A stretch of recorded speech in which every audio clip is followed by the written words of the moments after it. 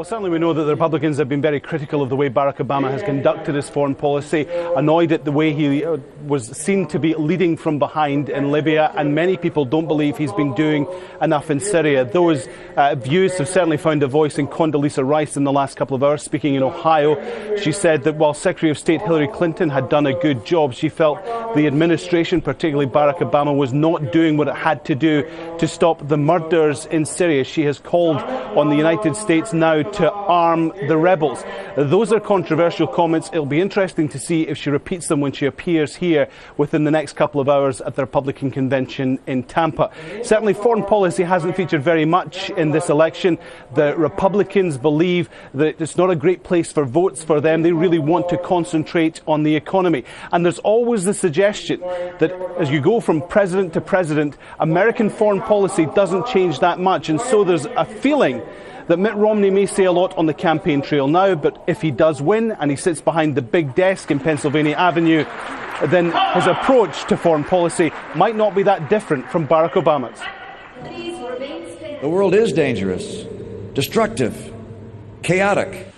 In a campaign dominated by the economy, Mitt Romney has rarely mentioned foreign policy. Good to be back. I appreciate it. And a busy time. An early August visit to three key allies was regarded as a mistake-ridden failure. His most significant speech on the issue attacked Barack Obama and America's enemies. There's no greater danger in the world today than the prospect of Ayatollahs in Tehran possessing nuclear weapons capacity. The people of Israel deserve better than what they've received from the leader of the free world. Missile defenses were sacrificed as a unilateral concession to the Russian government. If you don't want America to be the strongest nation on earth, I'm not your president. Mitt Romney's selection of Paul Ryan as a running mate creates a ticket light on foreign policy experience. His advisors have close links to the last Bush administration, a team former Secretary of State Colin Powell describes as quite far to the right. One of the most senior is former UN Ambassador John Bolton. Mitt Romney is not going to apologize for the United States. He's not embarrassed by the United States. He's proud of the United States. He believes in American exceptionalism, and he believes in leading from the front. And I think you'll see that difference on day one. On Iran, Mitt Romney wants tough sanctions, warning military action may follow, the position adopted by Barack Obama.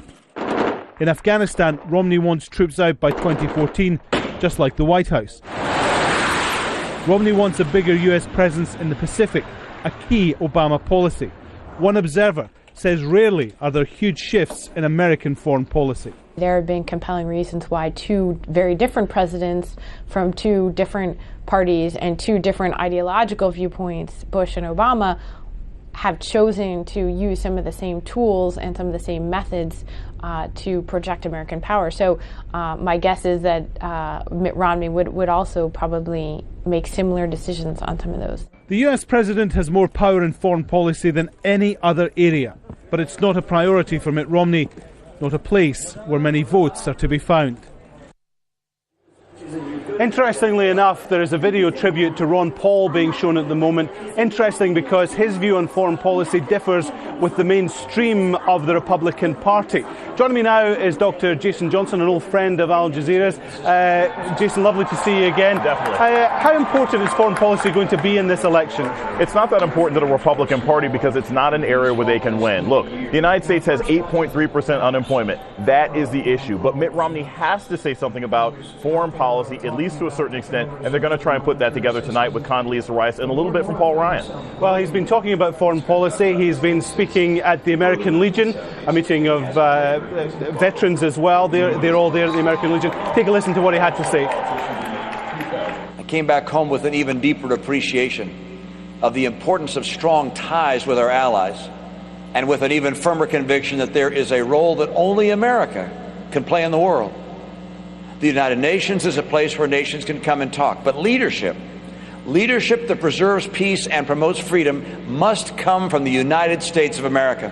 Jason, is Mitt Romney ready to be president? His trip that he thinks helped shape his foreign policy view was described by one magazine which normally support him as a horn-honking, floppy-shoed clown show. Is he ready to be president? I mean, he's ready to be president of the United States, at least as far as everyone in this room is concerned, except for the Ron Paul supporters. But is he ready to be commander-in-chief, which is a slightly different role? That's what he's got to try and prove over the next 24 to 48 hours. And it's a real challenge. It's hard to prove that you can be commander-in-chief when you have never been in charge of the armed forces. Obama had that problem. Mitt Romney has that problem as well running. Obama had the problem, but he took in Joe Biden, who was very experienced in foreign affairs.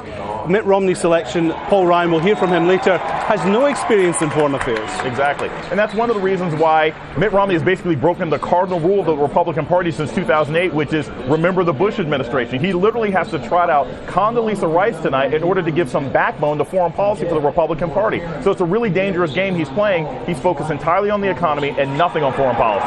Is there echoes of the Bush foreign policy in Mitt Romney, in that he's talking about American strength, American power, rather than Obama's approach, which seems to be more diplomatic, more getting countries to work together to a common goal?